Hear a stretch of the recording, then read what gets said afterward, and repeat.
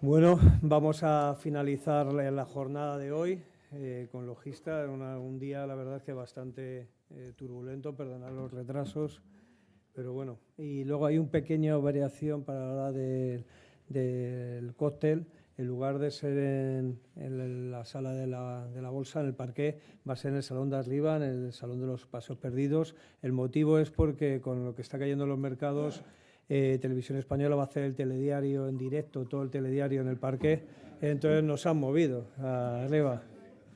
Bueno, de tal manera mañana sí que lo haremos abajo, con lo cual, bueno, son motivos que nos han venido impuestos, no era nuestra... Pero bueno, vamos a empezar, vamos a finalizar hoy con Logista, pues uno de los principales operadores logísticos en Francia, Italia y España y Portugal. Y para ello contamos con la presencia de Pedro Losada, CFO de Logista. Y primero de todo, pues muchísimas gracias por estar en este evento. Muchas gracias a vosotros por invitarnos, César. Me gustaría empezar, como he empezado con todas las compañías, en que nos dieras una breve introducción de Logista. La mayoría os conoce, pero sí que me gustaría que lo escucharan, ya que tienen la oportunidad el inversor de conocer al management de las compañías de vuestra boca, ¿no? Perfecto, pues buenos días a todos. Soy consciente que os separo del cóctel, o sea que intentaremos ser breves y concisos. Siempre es complicado ser el último, estaréis agotados, pero yo creo que ha sido una mañana muy interesante y yo lo que estaba he aprendido mucho. Logista, para los que no conozcan, una empresa del IBEX 35 desde finales de 2022, uno de los líderes europeos en logística de comercio de proximidad, en países, como decía César, en España, Portugal, Francia, Italia, Países Bajos y Polonia, donde tiene un origen muy centrado en la distribución del tabaco durante décadas, y durante los últimos 20 años se ha ido diversificando sus actividades a otras actividades relacionadas siempre con la distribución, el transporte y la logística. Y en los últimos 20 años, y particularmente los últimos 3, hemos ido intensificando esa diversificación para intentar mitigar el peso que tiene el negocio histórico en la compañía de distribución de tabaco en nuestra cuenta de resultados. Logista tenéis cuatro divisiones, fundamentalmente, pero me gustaría empezar sobre todo con tabaco. Es la que ha sido la actividad tradicional de Logista, de cuando Logista pertenecía al Tadis, luego ahora ya los accionistas son Imperial Tobacco. ¿Cuál es la estrategia de esta división? El tabaco todo el mundo habla, siempre es un producto en declive, sin embargo vosotros vemos las cuentas de Logista y siempre pues estáis teniendo una buena evolución. Hay productos de nueva generación que siempre se ven como una amenaza.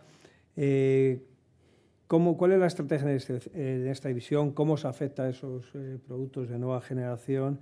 ¿Y cómo os protegéis en esta división, por ejemplo, ante subidas de precios, ¿no? Que normalmente siempre estamos viendo otros países que suben mucho los precios para que baje el consumo, desincentivar el consumo. ¿Cómo lo hacéis? Porque la verdad que viendo los resultados lo hacéis muy bien. El tabaco es un mundo muy particular, un negocio muy atacado política, socialmente, regulatoriamente, con una cantidad de impuestos especiales, en concreto, sobre el producto. El 80% de lo que se paga de una cajetilla de tabaco, casi en cualquier parte del mundo, son impuestos. Y los impuestos sí que deciden cada país cuánto quieren aplicar, si con eso consiguen que a lo mejor pues, el consumo baje. Esa es un poco donde nosotros estratégicamente estamos. Nosotros vemos un negocio como el del tabaco que debería ir reduciéndose a lo largo del tiempo precisamente por todos estos ataques y un consumo que en realidad baja, sobre todo relacionado con el tabaco tradicional en muchos países. Sin embargo, es verdad que hay una resistencia y resiliencia del sector porque se ha reinventado muy bien, o está en una reinvención, una transformación de sí mismos, intentando salir de ese negocio, ese producto tan atacado, hacia productos de nueva generación, pues que tengan pues menos impactos negativos para la salud, que tengan además un poco al final el objetivo es crear espacios sin humo donde al final una persona mayor de edad tome sus decisiones sobre lo que decide o no decide consumir y no le afecte a la persona que está al lado como pasaba con el cigarrillo tradicional. Entonces hacia allá van y que regulatoriamente consigan pues, no ser tan presionados y sean socialmente más aceptados. Por ejemplo, un producto que está no en los países mediterráneos ni en Europa mucho, pero sí en el norte de Europa y en Estados Unidos, son los parches de nicotina. Pero es una cosa extraordinaria lo que están vendiendo en países como Estados Unidos y tradicionalmente los países nórdicos, especialmente en Suecia. ¿Qué consiguen con eso? Pues cada uno toma, como digo, su decisión, un producto menos dañino para la salud y que si yo tengo ahora mismo un parche de nicotina en la boca, a ti te da igual. Pues eso es lo que socialmente también está intentando abrir y han invertido muchísima cantidad de dinero en crear, porque ahí está su supervivencia, en crear nuevos productos que el negocio tradicional, del tabaco tradicional, pues va reduciéndose.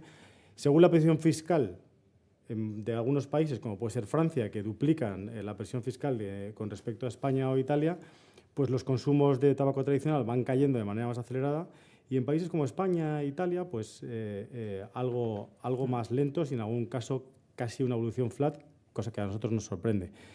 Y los productos de nueva generación pues van teniendo cada vez más relevancia. Tu pregunta, pues Logista va a seguir en ese negocio, va a seguir controlando mucho ese canal de proximidad, ese canal de estanco, que es donde regulatoriamente en estos países solo se puede vender el tabaco, y todo lo que sean que los volúmenes se muevan, pues es muy bueno para Logista. En el caso de Portugal e Italia, ya los volúmenes están superando los 20% del volumen total de tabaco. Y el resto de países, como Francia, España, que están todavía en porcentajes muy bajos, en torno al entre el 3,5% y el 5%, que todavía es bajo, pues probablemente veamos campañas más agresivas de los fabricantes para impulsar, como digo, yo creo que ahí se va su supervivencia.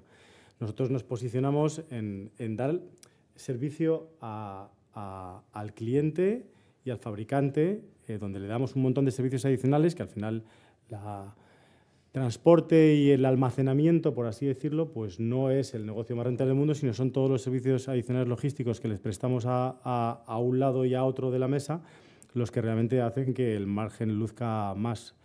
Un margen que está protegido también contractualmente ante caídas de volumen. Nosotros negociamos contratos con los fabricantes que a veces son que en el mundo de la logística es raro, pero conseguimos negocios de 4 o 5 años individualmente con los fabricantes de tabaco. En esos, que los más grandes son 4, al final concentras mucho tus esfuerzos y tus negociaciones en estos 4 grandes, que son muy grandes, y también buscas tu propia protección si ves que, como nuestra visión es que vaya bajando los volúmenes, pues te cubres muchas veces a través de la tarifa. Entonces, nuestras negociaciones van orientadas a protegernos, a tu pregunta, de subidas de precios o caídas de volúmenes.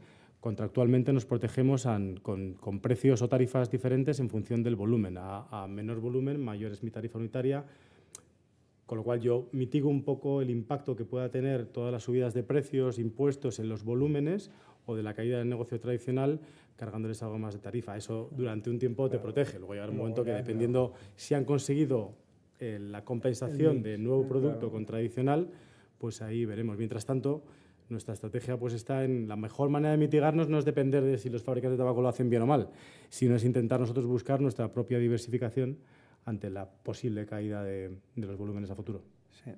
Hombre, con vosotros la pregunta de los aranceles trans no la voy a hacer, aunque podría ser una segunda derivada ya en cuanto al impacto económico, ¿no? Porque como si hay una recesión económica y ligándolo un poco con la división de transporte, ¿no? La división de transporte pues es una actividad que está muy relacionada, evidentemente, a la evolución de la economía, ¿no?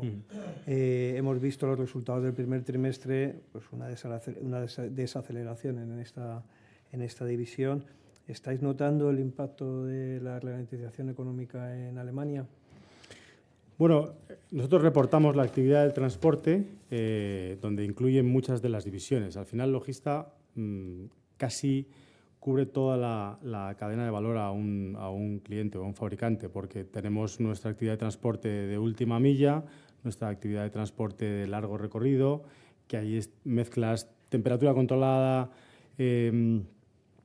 transporte de congelado, marítimo nacional, marítimo internacional, donde ahí sí podemos tener algún impacto de los aranceles, pero muy mitigado porque el peso que tienes pues, es muy bajo con respecto a las cuentas, y al final en la parte de los aranceles y cómo se va a mover el mundo, yo creo que a todos nos afecta. Nosotros somos un player puramente europeo. cómo vaya la transferencia de mucho más fabricación en Europa, pues puede llegar a tener un impacto en el medio plazo positivo, pero no estamos ahí. O sea, la incertidumbre es tan gigante que no sabemos si en algún momento eso puede beneficiarnos o no, pero sí que la incertidumbre del mundo macro, a pesar de ser nosotros un player poco vinculado al GDP, en la mayor parte de nuestro negocio, al diversificar y crearnos en estas, más peso en estas actividades de transporte, sí tenemos más dependencia de cómo vaya esa evolución macro. En ese primer trimestre que mencionabas, el negocio de transporte, como digo, tiene varias líneas. En Last Mile, con nuestra filial Nacex, pues ha ido muy bien y por encima incluso de lo esperado. El transporte de parcel o el transporte de mercado de congelado también va razonablemente bien y es una cuestión más nacional. Y el negocio de transporte más internacional, ahí sí que vemos un contexto del mercado que ya venía arrastrado el 2024, que tiene que ver más con cómo un exceso de capacidad te puede presionar los precios a la baja. Y como hay tenders donde veíamos en el 24 que iban muy a la baja en precios, entonces tú tienes que decidir si prefiero quedarme fuera porque yo solo quiero un cliente rentable, pero tengo que mantener una estructura y por lo tanto prefiero darle de alimentar, aunque sea a precios más ajustados. Y ahí se debate el sector del transporte, donde se esperaba que el 2025 pues ya ese exceso de capacidad fuera bajando y fuéramos a un negocio mucho más racional desde el punto de vista de precio y capacidad, y todavía en el primer trimestre está costando. Yo creo que va a llegar ahí porque son a veces precios que no son sostenibles en el tiempo, y nosotros aguantamos con nuestra visión de negocio que si vas viendo el tabaco o el last mile o el transporte o pharma, del que luego hablaremos, nosotros nos regimos más por ir a clientes que valoren la calidad. No somos clientes de volumen, somos clientes de calidad. Y esa calidad generalmente pues, va asociada a un precio alto, pero que al final pues, cada uno tiene lo que buscaba. Para precios bajos, volúmenes altos, hay otros jugadores y nosotros tratamos de posicionar ahí. Con lo cual, en este segundo, tercer, cuarto trimestre, esperemos que el mercado se racionalice un poco y esa parte de transporte, digamos, internacional deje de sufrir como lo está haciendo con respecto al resto de los negocios. Otra de las divisiones que tenéis, la división de Pharma, hemos visto una muy positiva evolución en los últimos años. El tema, evidentemente, cuando todo el tema del COVID, de distribución de vacunas y productos otros relacionados con el COVID, pero sino también una vez pasado este boom hemos visto también una excelente evolución con acuerdos con nuevos laboratorios. Yo creo que además esa visibilidad que le dio el COVID a Logista ha permitido que muchos laboratorios pues, se fijen en la calidad y en el servicio de Logista. Hemos visto también que habéis entrado en Italia, entrasteis con una pequeña adquisición. ¿Cuál es la estrategia para esta división de Pharma para los próximos años y cómo se está comportando? Bien, Pharma, efectivamente, el COVID supuso una explosión de marketing y de hacer conocer más la propuesta de valor que Logista Pharma tiene, que viene sobre todo de nosotros no estamos en la distribución del producto de medicamento a farmacias, porque ahí ya hay un mundo controlado por los propios cooperativistas y farmacéuticos, como Cofares, Vida Pharma, Efame, que ellos tienen control de ese negocio, es un negocio de muchísimo volumen, con poco margen. No queremos estar. Posiblemente no podríamos estar, incluso si quisiéramos, pero no queremos estar.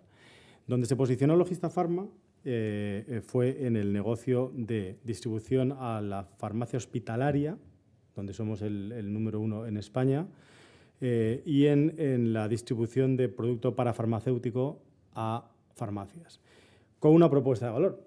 De nuevo, distribuir y almacenar pues es un negocio de margen bajo. Ahí nosotros, posiblemente con todo el aprendizaje que hicimos a lo largo de décadas con el cliente de tabaco, tremendamente exigente, pues aprendimos en que hay muchos servicios donde yo le puedo ayudar a que él externalice en Logista Pharma un montón de servicios, desde la más simple de un orden de pedido, yo me pongo en medio entre el hospital y la parafarmacia y el fabricante, y les voy haciendo servicios a los dos que les ayuden a ellos a externalizar más servicios y a delegar mucho más en Logista Pharma, la orden de pedidos, el marketing, el ponerle un equipo de comerciales si quiere expandir una nueva marca entre sus 12.000 farmacias que hay en España, en servicio de pacientes, en el caso de los hospitales, a domicilio, en la última prueba que tenemos farmacéuticos en Logista Pharma para hacer la última prueba que necesitan de aprobación, un laboratorio en Alemania que tiene que conseguir el OK de la Agencia Española de Medicamento. Pues yo voy dando una paleta de servicios, él va cogiendo si quiere un 10%, un 15% o un 100%. Cada vez más es que cuanto más trabajan, van más hacia pedir más servicios logísticos porque al final les compensa a ellos y a nosotros con márgenes un poco más altos. Y ahí estamos posicionados. De nuevo, mucho volumen comparado con ese medicamento, con el gelocatil o la aspirina a la farmacia. No es, pero triplicamos o más que cuadriplicamos el margen que pueden tener otras distribuidoras farmacéuticas en España. Estamos ya en torno cerca de los 300 laboratorios como clientes y seguimos avanzando en nuevos clientes y en nuevos servicios a nuestros clientes. Como es un modelo tan particular, no es fácil, dentro de nuestro crecimiento inorgánico, que lo tenemos como parte de nuestro plan estratégico, no es fácil encontrar saltos grandes para poder crecer inorgánicamente en España. Y por eso buscamos Italia como uno de esos países donde veíamos que ese cliente laboratorio echan falta muchos de estos servicios, no lo hacen, no hay nadie, no hay ningún player que haga este tipo de servicios logísticos adicionales y ahí nos estamos empezando a posicionar. Empezamos modestamente con una empresa farmacéutica, de distribución farmacéutica pequeña que tenía ya 3, 4, 5 clientes grandes y los estamos utilizando como semilla para un crecimiento mayor, inorgánico y espero podamos replicar el modelo de Logista Pharma empezando por Italia. Uno de esos puntos clave en los últimos años en la estrategia de Logista ha sido la diversificación para reducir además también el peso de la división de tabaco. Habéis realizado varias adquisiciones en transporte, principalmente en farma, como hemos comentado, y algo en distribución de libros, también hemos visto alguna pequeña compra. ¿Cómo se están integrando estas compañías? Bueno, llevamos 6 adquisiciones desde 2022, en Curia en Holanda, también distribución de farma, pero más relacionada con el mundo courier en Bélgica, el Libros aquí en España con Esgel, el Mosca en el sur de España, transporte de temperatura controlada y marítimo, en Carbó con el Bataller en Cataluña de transporte congelado, uno de los players más grandes de transporte congelado en España, y la farmacéutica italiana que hemos mencionado. Entonces, cada uno tiene diferentes dinámicas. Yo te diría que dependiendo de el grado de profesionalización que tiene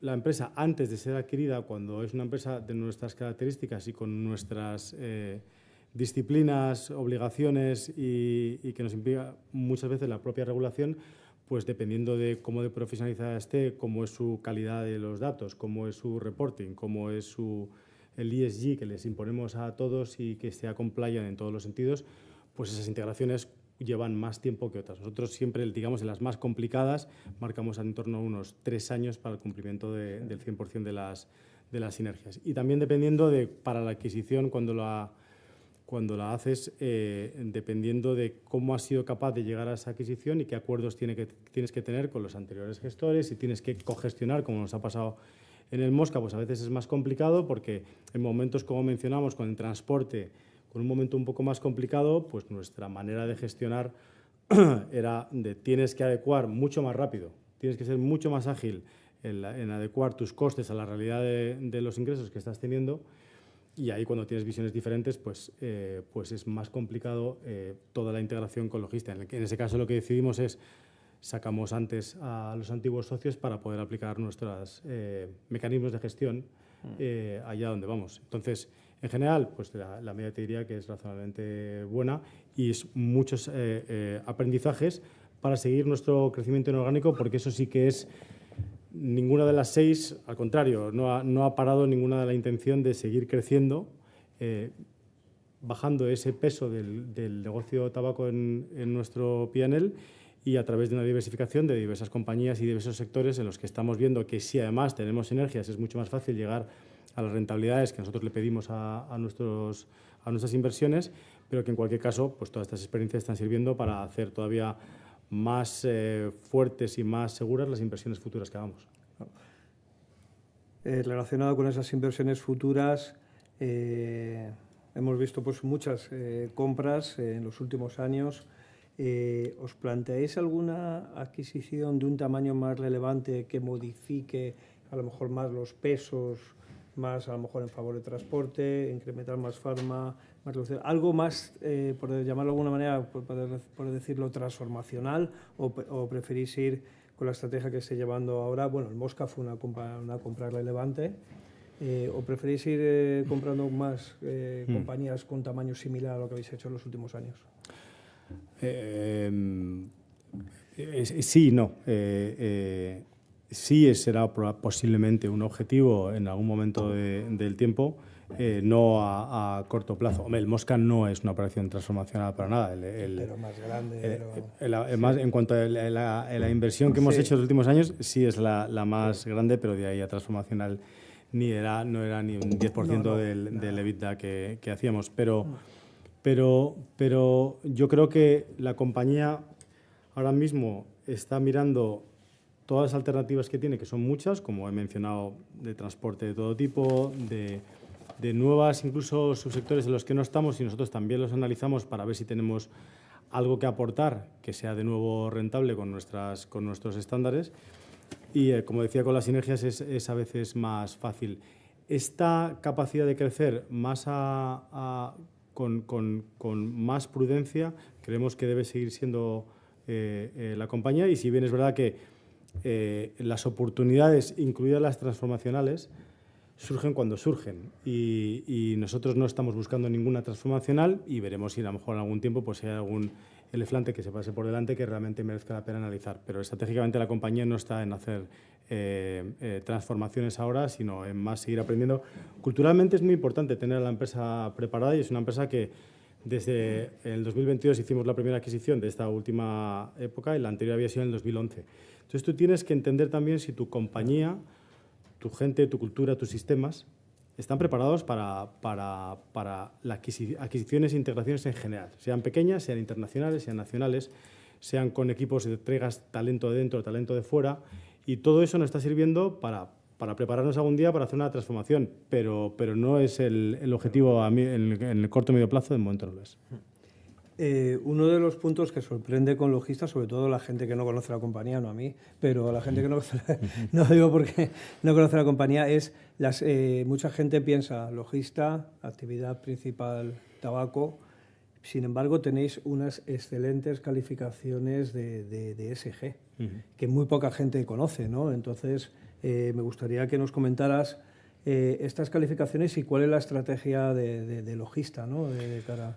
Sí, bueno, Logista hace muchos años que lleva trabajando para ser compliant en todo lo que nos permita las regulaciones y diferentes certificados internacionales de mucha reputación que te exigen una serie de cuestiones en las que hay dos cuestiones que nosotros lo tenemos de arranque más difícil. Uno, tenemos exposición al tabaco, y dos, consumimos mucho diésel todos los días. Entonces, con ese planteamiento, a pesar de eso, tenemos unas excelentes calificaciones porque trabajamos mucho para conseguirlas, y orientamos la estrategia y todas las acciones que hace la compañía siendo conscientes de que el ESG está metido en nuestros objetivos, en un plan que tenemos ahora hasta el 2026, donde todas las cuestiones, desde medioambientales, sociales y de governance, tenemos objetivos claros y los vamos cumpliendo según va pasando el plan.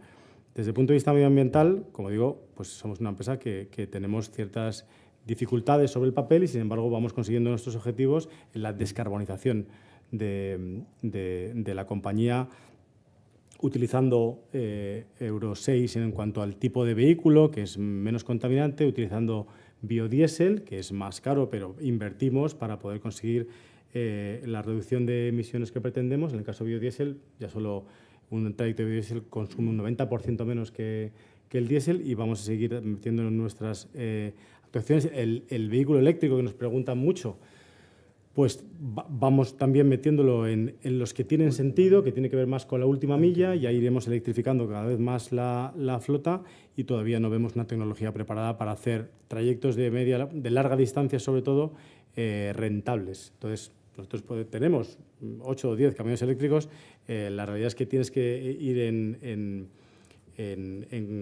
coordinación con el cliente que esté dispuesto a pagar el extra para también cumplir con sus criterios de ESG y posiblemente traspasárselo al consumidor. Yo creo que ahí todavía no estamos. Hay algunos que son más optimistas en cuanto a los plazos para conseguir realmente electrificación o mucha reducción de consumo con hidrógeno o cualquier otra tecnología a futuro en el largo recorrido, ya sea barcos, aviones o camiones, pero nosotros todavía eso lo vemos un poco más lejos. El compromiso lo tenemos ahí y seguimos cumpliendo con los instrumentos que nos va dando el mercado y la tecnología para poder ir implementándolos y salir bien en las certificaciones y ratings que tenemos. Desde el punto de vista de governance, pues tenemos mayoría de consejeros independientes, tenemos un 50% de ese consejo de administración que son mujeres y tenemos en aspectos sociales que van desde la búsqueda de talento, planes de sucesión, temas de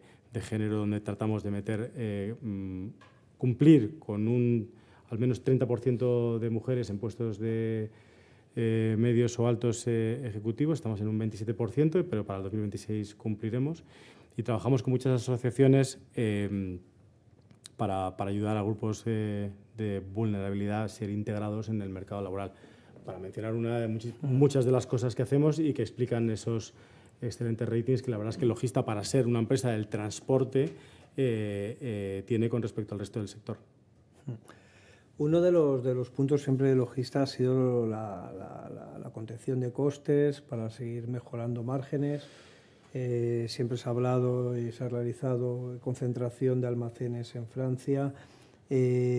¿Por dónde podemos ver esas políticas de contención de costes? ¿También en mayor concentración en Francia o en otras áreas también podemos ver? ¿Cuáles son las políticas que hacéis para que podamos seguir viendo mejora de márgenes?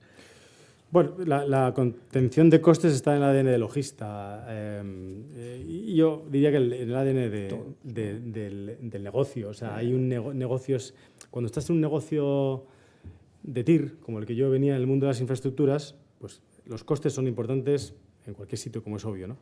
Pero cuando estás en un negocio de margen, y a veces márgenes, depende del subnegocio en el que estés o es más estrecho, pues esa contención de costes o la tienes o desaparece. Esto es lo mismo que con la tecnología. O la tecnología la vas implementando o acabas siendo suficientemente ineficiente con respecto a tus competidores que acabas desapareciendo. Entonces, los costes en este mundo logístico es una obligación tener una permanente contención de costes, recortes, y en el caso de Francia que mencionas, pues fue, como decía antes, con otro negocio, pues era un negocio que por el juego de los impuestos que decíamos antes, están bajando volúmenes en el entorno a los 8, 10, 12% al año. Entonces, tienes que logísticamente volver a organizarte. Si tienes 3, 4 grandes almacenes en Francia, vuelves a reorganizar tu logística, tus rutas, tus empleados, para ver si puedes vivir con 2. Si el negocio sigue así, volveremos a hacer una apertón cuando tenga el momento adecuado para adecuarlo a la realidad. Siendo conscientes que nosotros estamos conteniendo costes y estamos queriendo crecer. Y esa es una parte que no debemos... Esa sí que es una parte de la estrategia clave para nosotros. Entonces tenemos que estar soplando y sorbiendo al mismo tiempo, pero que de momento hemos conseguido un balance bueno. Con Francia tenemos que tener, que es el último que mencionabas del cierre del almacén, pues tenemos que tener la vista puesta en el crecimiento. Entonces nosotros queremos, si solo nos guiamos por el mundo del tabaco, tendrá sentido que en algún momento, no ahora, que acabamos de cerrar este centro logístico, pues vayamos recortando, pero no perdiendo de vista que Francia también tiene oportunidades de crecimiento. Y a lo mejor algunas de las centros logísticos que tengo o empleados son reconvertibles en negocios que podamos comprar y que puedan ser sinérgicos con la zona geográfica que estén o la tipología del trabajo que hagan. Entonces, por eso digo que lo de sorbiendo, soplando, tenemos que hacerlo de manera estratégica. Sí. Para mí, bueno, hemos hablado de 4 divisiones de estrategia, pero para mí tenéis una quinta, para mí, que es la división financiera. Tenéis mucha caja, gestionáis mucho circulante por el tema de la gestión de los impuestos del tabaco y que se transforma, lo podemos ver, en unos ingresos financieros pues muy relevantes. En estos momentos, en los últimos años, encima con la subida de tipos que vimos, pues se ha notado aún más. Hemos llegado a tener ingresos financieros cercanos a los 100 millones de euros, 90 millones, 100 millones. Habéis renovado recientemente ese acuerdo que tenéis con vuestro principal accionista, al que le cedéis esa parte de la caja a cambio de unos intereses. ¿Podríais darnos más detalles de cómo funciona este acuerdo? Sí, claro, efectivamente es una parte muy importante y muy peculiar de Logista, para el que no lo conozca. Logista, hago una vuelta un poco larga, pero para aterrizar el tema de la caja. El Logista compra en firme el tabaco y luego lo vende. Prácticamente no corre riesgo comercial, pero compra el tabaco. Y entre otras cosas lo que hace es la liquidación de esos impuestos especiales que hablaba antes. Ese 80% de impuestos especiales masiva lo liquida Logista frente a la agencia tributaria española, italiana, francesa, portuguesa también. Ese movimiento, estamos hablando en torno a unos 40 a 50.000 millones al año, y yo soy el que lo gestiono.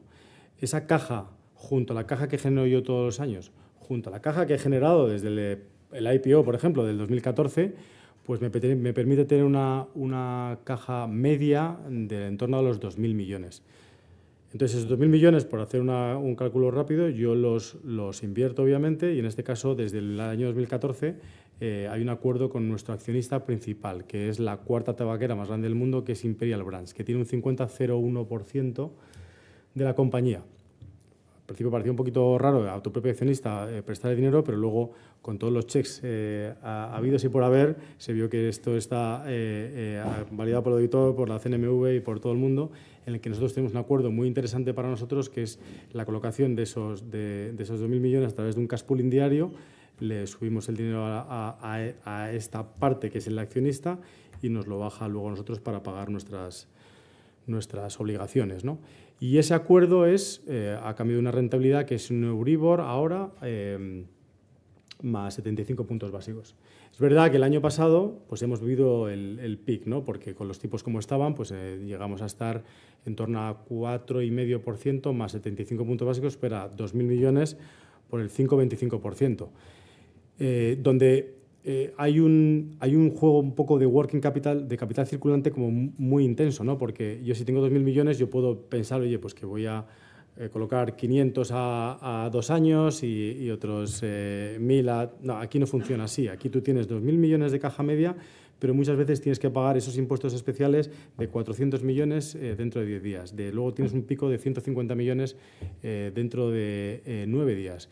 Y eso, para poder colocarlo de manera rentable o que supere la rentabilidad que nos da el accionista, es prácticamente muy difícil, no voy a decir imposible, muy difícil, y solo tendrías que tener un ejército de tesoreros buscando siempre riesgos de contrapartida, corriendo riesgos, buscando ratings adecuados y rentabilidades adecuadas con el riesgo que eso supone. Este acuerdo es muy beneficioso para Logista, independientemente que los tipos hayan bajado ahora con respecto al año 2024. Sí. Podemos, ya para finalizar, para mí uno de los puntos clave de Logista y que al inversor evidentemente le es muy interesante, es el tema de la rentabilidad por dividendo, el tema del dividendo, ¿no? Logista no tenéis una política de payout, tenéis una política de remuneración de los últimos años de repartir al menos siempre un 90% del beneficio neto. Estáis dando pues una rentabilidad por dividendo pues en torno al 7, ahora estará un poquito más con la caída, ¿no?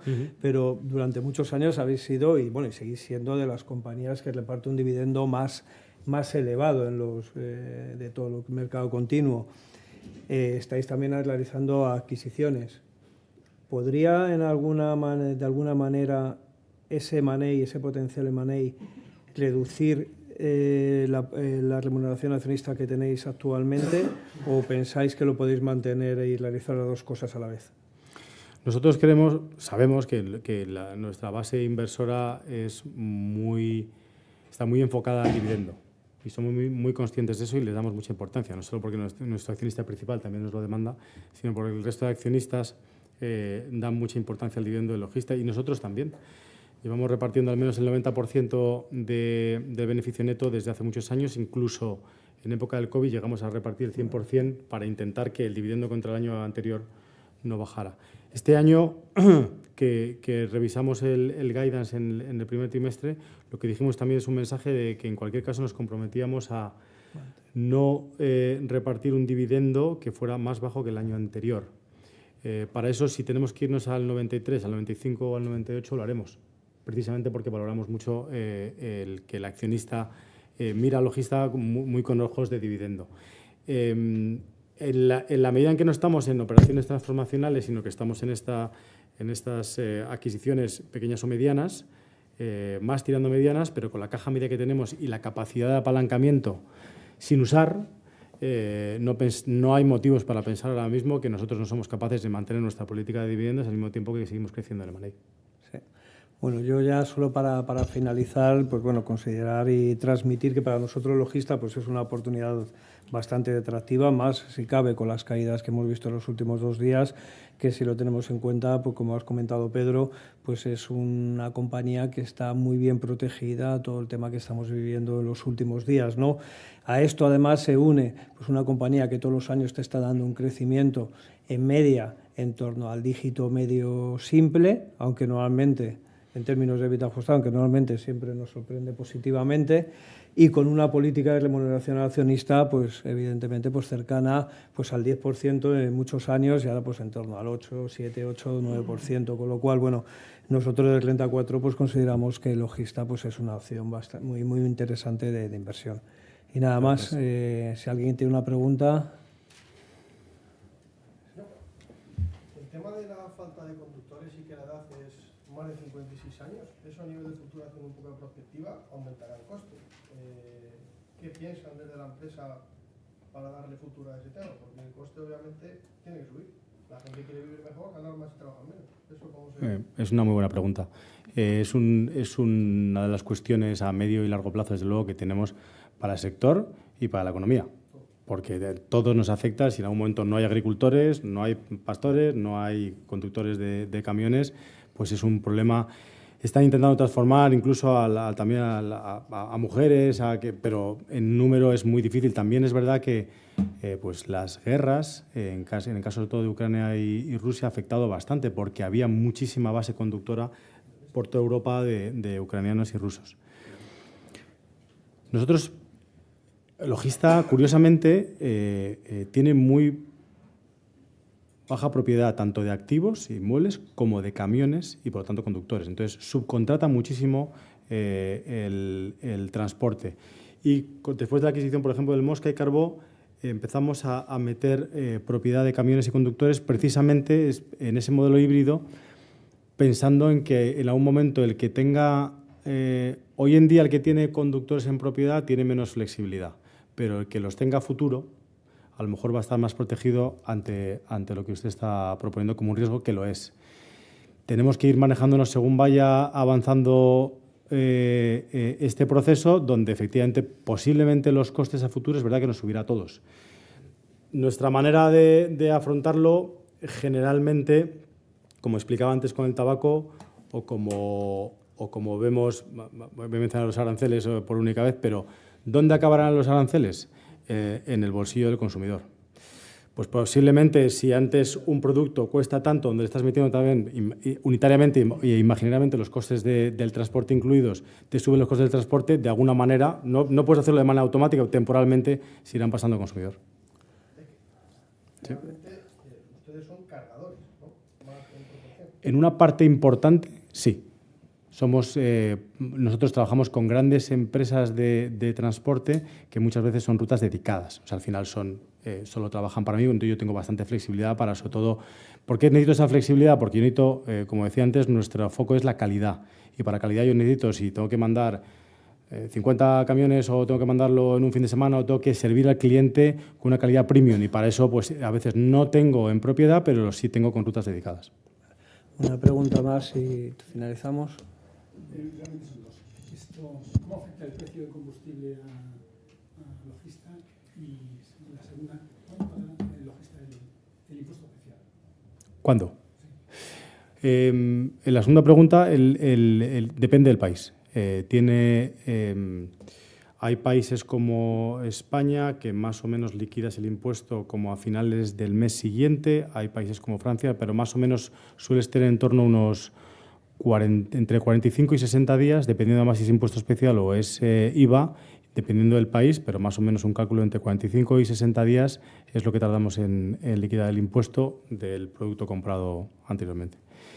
Y el consumo afecta, pero sí tenemos, igual que tenemos protecciones contractuales, sobre todo con los fabricantes de tabaco, por esos contratos de más o menos medio y largo plazo que tenemos con ellos, también tenemos protecciones ante subidas de combustibles y ante bajadas. También ellos se protegen.